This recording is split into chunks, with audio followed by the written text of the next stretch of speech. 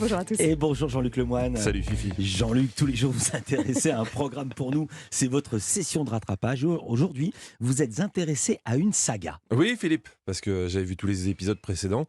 J'avais adoré Cauchemar à la pompe à essence, Cauchemar sur la facture EDF et Cauchemar en moutarde. Donc pour continuer ma série de cauchemars, j'ai regardé Cauchemar en cuisine, l'émission qui devrait normalement redonner un peu le moral aux Français avec de la bonne bouffe. Chaque jour, 6 restaurants ferment leurs portes. 6 restaurateurs perdent tout. Ok, ça bon démarre bah fort. c'est raté. Là on allait chez Jérôme qui avait embauché sa sœur à l'ouverture de son resto. Mais sa sœur l'avait assez vite planté. On se demande pourquoi. Parce que son parcours professionnel indiquait pourtant qu'elle avait toutes les qualités pour être une bonne serveuse. J'ai ouvert tout seul et j'ai embauché ma sœur en tant que serveuse. Par la suite, elle a décidé de continuer son chemin dans son métier d'origine qui était les conducteurs de car. C'est dommage, ça partait bien. Donc Jérôme a dû remplacer sa sœur et a engagé Steve, un garçon qui parle avec passion de son métier. C'est un métier qui me passionne et j'aime satisfaire un client qui reparte avec le sourire. Aujourd'hui, ça me passionne, mais un peu moins. Il a l'air trop motivé.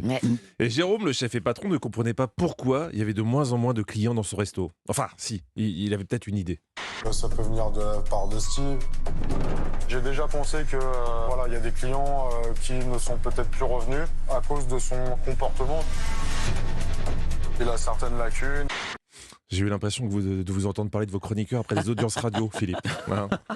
Nous, on ne se permettra jamais. On sera toujours unis et soudés autour de vous, notre grand leader et chef éternel, Kim Jong-il.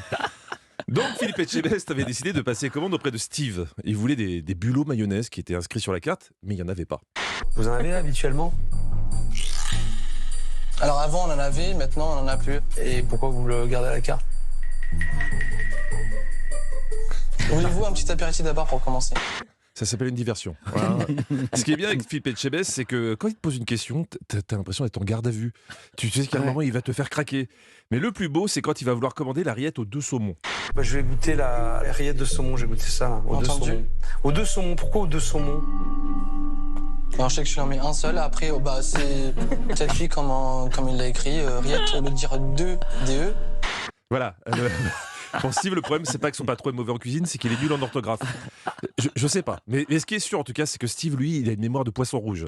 Car chef Etchebest va l'envoyer en cuisine pour comprendre le pourquoi des 2 saumons. Pourquoi les rillettes aux 2 saumons? Frais et fumé.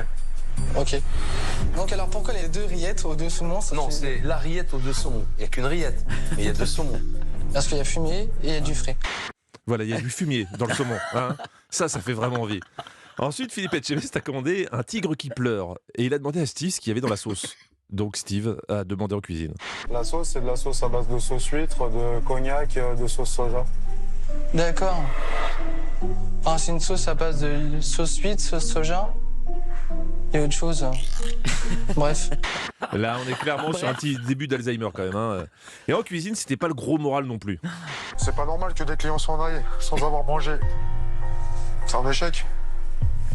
Je m'en sens pas bien. Ça, c'est sûr. Hein. Si les gens s'en vont sans manger, c'est que c'est plus un restaurant, c'est une salle d'attente. J'ai l'impression qu'aujourd'hui, elle vous fait moins rire cette rubrique, Philippe. C'est pas vrai, je venais de rire à Non, l'instant. non, dites pas le contraire. Même Non. Philippe Etchebest l'a remarqué. Décidément, Philippe. ne fait aucun effort. On dirait un bloc de marbre. Il est froid, il est dur, replié sur lui-même. Bref, un comportement vraiment insupportable. Si Philippe Etchebest le dit. Alors j'accélère. Au final, le resto a été relancé dans la bonne humeur. On table une caille couvert, une salade de gézi, une rillette, un croustillant, un camembert, une crevette frite, un tartare, un tigre, une entrecôte saignante. Doucement, tu crois que j'imprime là à cette vitesse? Bon, le resto a été sauvé. Encore une mission réussie pour Philippe Etchebest. Mais c'est dingue. Mais vous avez vu toute l'émission. Les gens, ils viennent au restaurant, ils partent sans avoir mangé. Non, mais c'est parce que le service était trop long. Donc D'accord. ils en avaient marre d'attendre, ils sont repartis. Pourtant, ils mettaient tout de son côté. Merci beaucoup, Jean-Luc. Je vous rappelle qu'on vous retrouve tout à l'heure dans Historiquement Vôtre, de 16h à 18h, avec Stéphane Bern. Je vais faire vous une avez blague une sur le resto. hésitation. Hein. Je me suis dit